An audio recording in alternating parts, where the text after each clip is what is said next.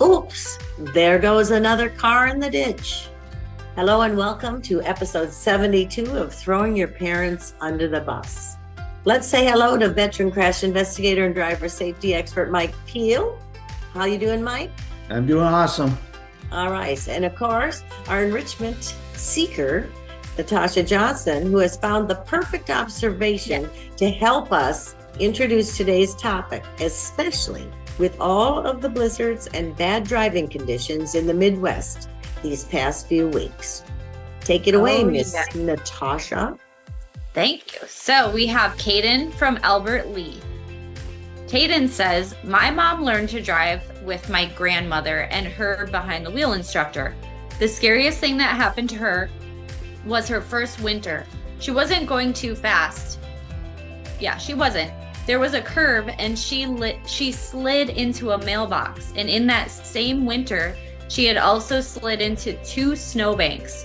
One came before anti-lock brakes, where she was pumping her brakes but kept sliding and went into a snowbank. The second one came from a snowplow. He was going too fast out of a parking lot and she swerved to miss him and slid into a snowbank. He did apologize and help her out of it, as he should. Yes. Okay. I just have to throw this in real quick. My grandmother, who waited a long time to drive, was probably in her 30s. And she was so excited that she went around Lake Harriet, those of you who live in Minnesota, and she was driving and she was so excited and waving to all her friends that she drove into the lake. And like she never drove again. Anyway, that's cute. That's my grandma story. It's good to hear grandmas do that like teenagers. I just got my license.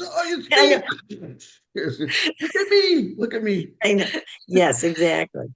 Hey, Caden, great job. This is just a perfect time of year to talk about this. And for you listeners out there, if you have not seen our podcast 68, you need to go listen to it. It's one we did a couple weeks ago about before winter hits.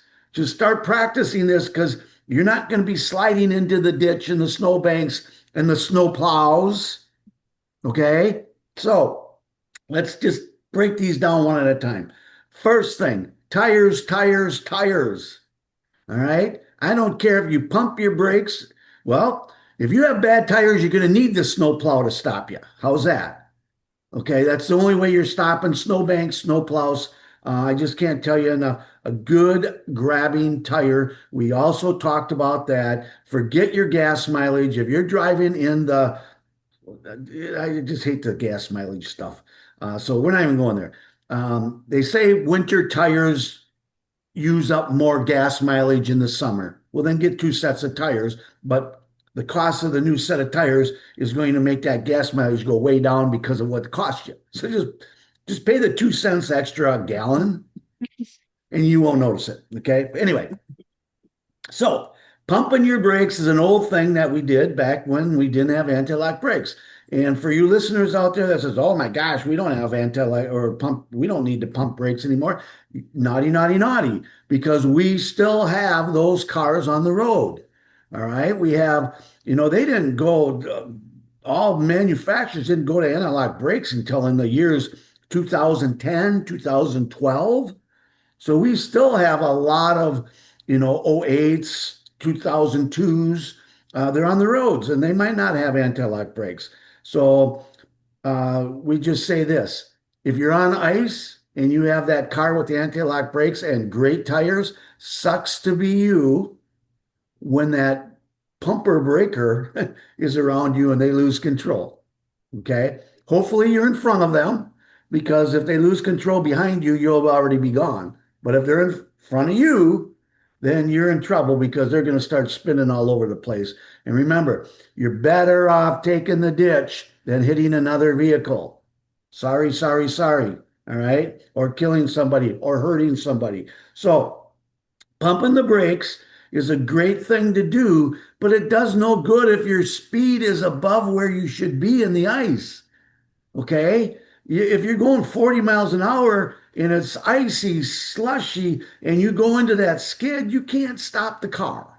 So you got to bring that 40 miles an hour speed. You have to bring that down, and you're not going to bring it down because what happens when you go into a skid? You don't slow down. Actually, if you're going downhill, you're going to increase your speed. So you need to see the vision, the snowplow. Josh, I'm not going to blame grandma, mom, or anybody for this. But if I'm out driving, I talk a lot in our lessons teaching new drivers, we need to see the vision. It's not what's in front of the car. Where something is moving, it can get you. Where's it coming from? Get paranoid. I see a snowplow coming out of a parking lot. Well, if that snowplow can't go straight, guess what? It has to turn. They got great big plows. They cannot turn a tight turn into their own lane. They are going to come into your lane. So before I get to it, maybe I should have my speed reduced to the point where, oops, if they come sliding through and pull out in front of me, I can recover. Remember, I don't want to be part of the problem. I want to fix the problem. All right. I saw it. So adjust for it. And then you're not going to have that problem. And I'm just saying this. When you see this little clip we're going to show you about all the cars that froze to the brake and losing control on icy roads, it's going to have me talking again, and I'm going to individually dissect each spin out. But you're going to see that. Tires and speed are the two main factors when it comes to that thing. Speed, meaning the inexperienced driver or the driver that doesn't know how to drive on wet conditions. If you go out west and go up mountains and that, if they hear that you're from the south where you've never driven in icy, snowy, slushy weather, they don't even let you go up the mountain. Where are you from? You know what, Natasha, your plate says Florida.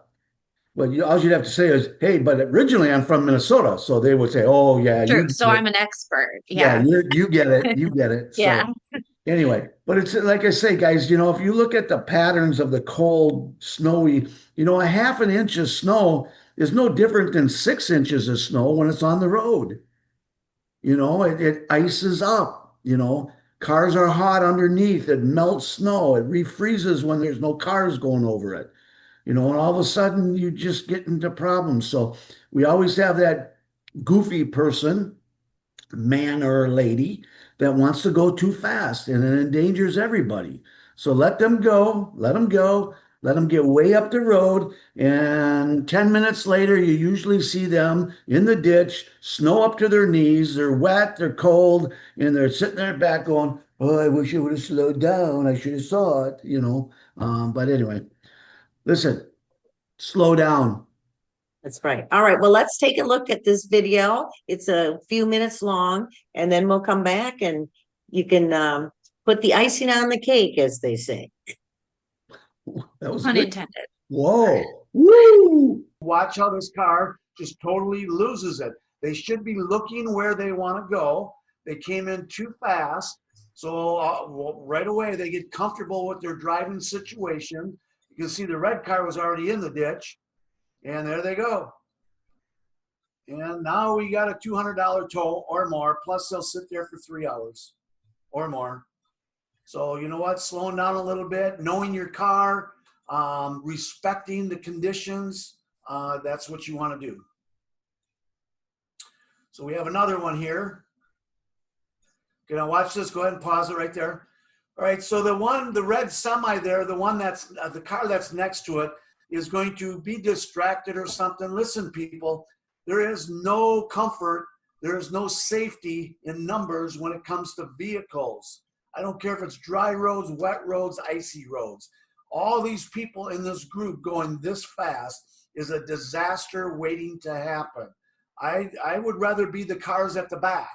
I don't want to be the car in the front, all right? Because when these cars start losing control, and when that semi starts losing control, you're at the mercy of what's going on there. Notice the guardrails on both sides. You have nowhere to go. So this car next to the red semi is going to spin out. It's going to lose control. And lucky for them, he does not get cleaned up by all these semis behind. So go ahead and roll it. This is how quick. Look at it. See, hit the brakes. It's the worst thing they did was hit the brakes. Now everybody behind we don't know what damage is being done behind, because this is just done by a security camera. But there's probably a disaster happening behind. So once again, slow down and don't get sucked into the big crowd driving too fast.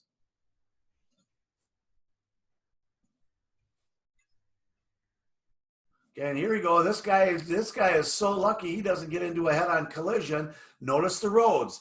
People get so, I have four-wheel drive in their mind, and if they don't turn the four-wheel drive on, it's not on. So this person's going to lose control. They should be going slower. It's going to go all the way over the median into oncoming traffic, come all the way back across the median, and pull this thing out. Like, I'm just amazed when I watch this. Most people are not this lucky, but if you are that car on the other side coming at this pickup, you better be ready to take that ditch. Go ahead and roll it. There he goes, loses control. Look at the brake lights on.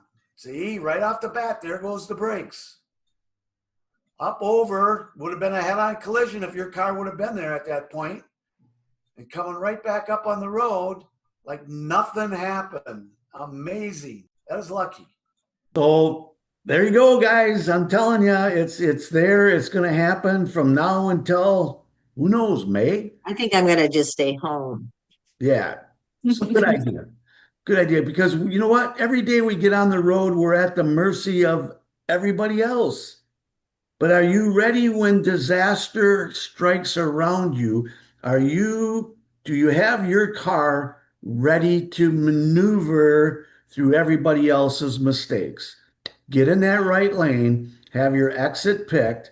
A tow to get towed out of the ditch is very minimal to what your deductibles are on your insurance. More importantly, is that car that causes everything doesn't have insurance. It all comes back to you. So you know what? Let's just be smarter, safer drivers. Isn't that what we've taught for the last how many years? I just don't believe people aren't getting this. No.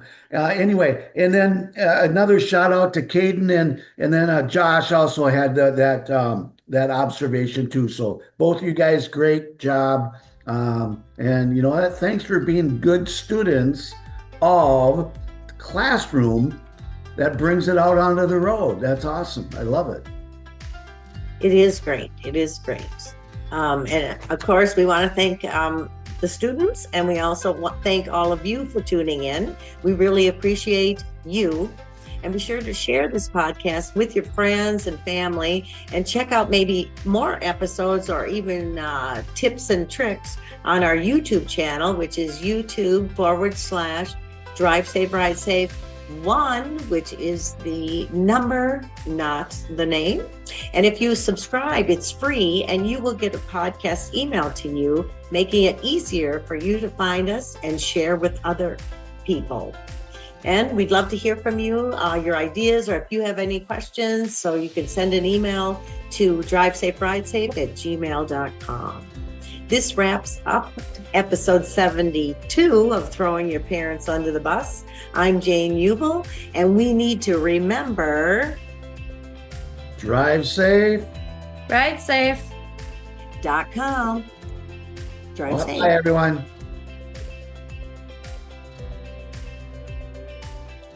Slippery out of here.